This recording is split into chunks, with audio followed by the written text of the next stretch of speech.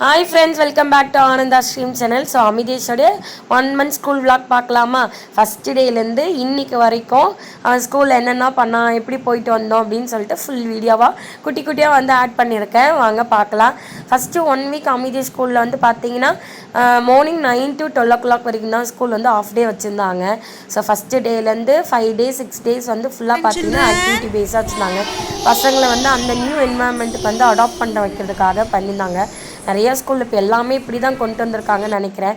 So first day இந்த pass on the ball smiley வந்து draw பண்ணுறது, அதுக்கப்புறம் ரவுண்டாக நின்று வந்து ரைம்ஸ் பாட வைக்கிறது அப்படின்னு இந்த வீடியோவில் பார்த்தா தெரியும். அவன் எல்லாருமே வந்து பார்த்துக்கிட்டே இருப்பான்.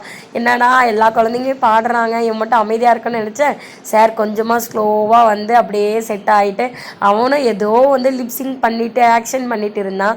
அங்கே ஆல்ரெடி ப்ரீகேஜ் படித்த பசங்க வந்து 1 year படித்ததால அவங்களுக்கு ஆல்ரெடி இந்த என்வாயன்மெண்ட் ஸ்கூலு ஸ்டாஃபு எல்லாருமே நல்லா செட் ஆனதால் நியூவாக படிக்கிற அந்த ஜாயின் பண்ண பசங்களுக்கும் ஆல்ரெடி ஓல்டாக இருக்கிற ஸ்டூடெண்ட்ஸ்க்கு நல்லா டிஃப்ரென்ஸ் தெரிஞ்சுது.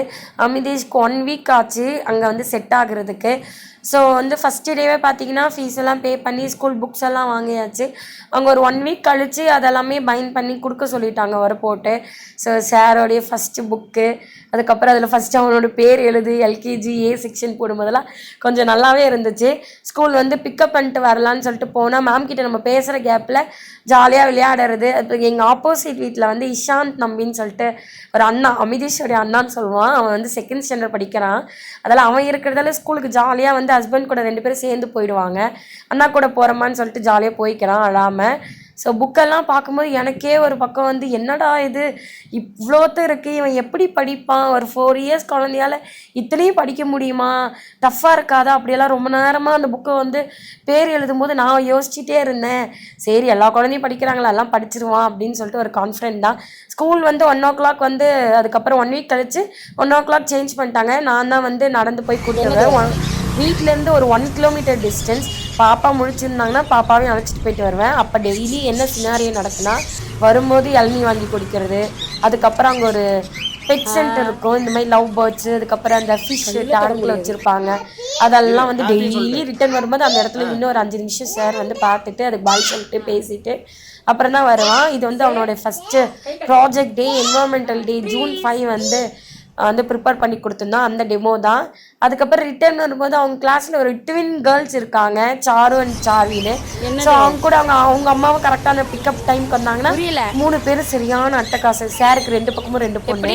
ஆனால் அந்த பொண்ணுங்க நல்லா பேசுவாங்க, இவர் அப்படியே அமைதியாக இருப்பாங்க. அதே மாதிரி தான் டெய்லி சினாரியோ சொன்னீங்களா, டெய்லி அந்த இடத்துக்கு வந்து நின்று அந்த குருவிங்கிட்ட பேசிட்டு தான் வருவான். அனிமல்ஸ் இந்த பெட்ஸ்னாலே ரொம்ப இஷ்டம். அதுக்கப்புறம் லஞ்ச் பேக் வாங்கி கொடுத்து அதுக்கப்புறம் பாப்பா கூட ரிட்டர்ன் வரும்போது பாப்பாவும் ஒரு 1/2 kilometer நடக்க வச்சு தான் கூப்பிட்டு வருவேன். ஒன்று என்னால் தூக்க முடியலையா என்னன்னு தெரியல, ரொம்ப வீக் ஆகிட்டேன்னு நினைக்கிறேன். இதுதான் அவனோட ஃபஸ்ட்டு டே வந்து ஹோம்ஒர்க்.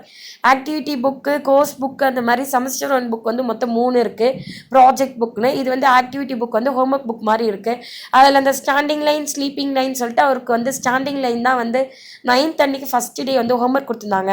அமிதேஷை ஃபுல் டேக் கேர் பண்ணிக்கிறது என் ஹஸ்பண்ட் தான்.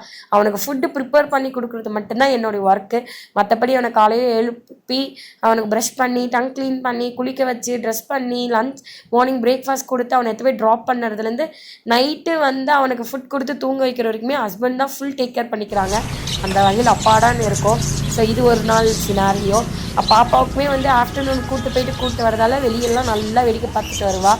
சார் வந்து ஃபஸ்ட்டு ஒரு 2-3 days அங்கன்வாடி போகிறேன், பால்வாடி தான் போவேன், பெரிய ஸ்கூல் வேணான்னு சொல்லியிருந்தான். பட் இப்போ வந்து நல்லாவே செட்டில் ஆகிட்டான். மார்னிங் வந்து ஃபுட்டு கொஞ்சம் கரெக்டாக எடுத்துக்கிறான்.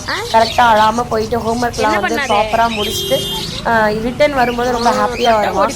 ஸ்நாக்ஸ் வந்து வாட்டர் தான் கொஞ்சமாக குடிச்சிட்டு வர்றாரு. பட் இந்த ஊர் கிளைமேட்டுக்கு தண்ணி தாகமே இருக்காது, எப்பவுமே சில்லுன்னு இருக்கும். இது இன்னைக்கு மார்னிங் ஃப்ரைடே வந்து மார்னிங் பார்த்தீங்கன்னா நம்ம மேக்ஸ் ஹோம்ஒர்க் வந்து 1 வந்து எழுதி கொடுத்துருந்தாங்க. நைட்டு சார் வந்து பண்ணாமல் தூங்கிட்டாரு. காத்தால எழுந்து ஒரு 5 minutes கிடுகிடுன்னு எழுதிட்டான்.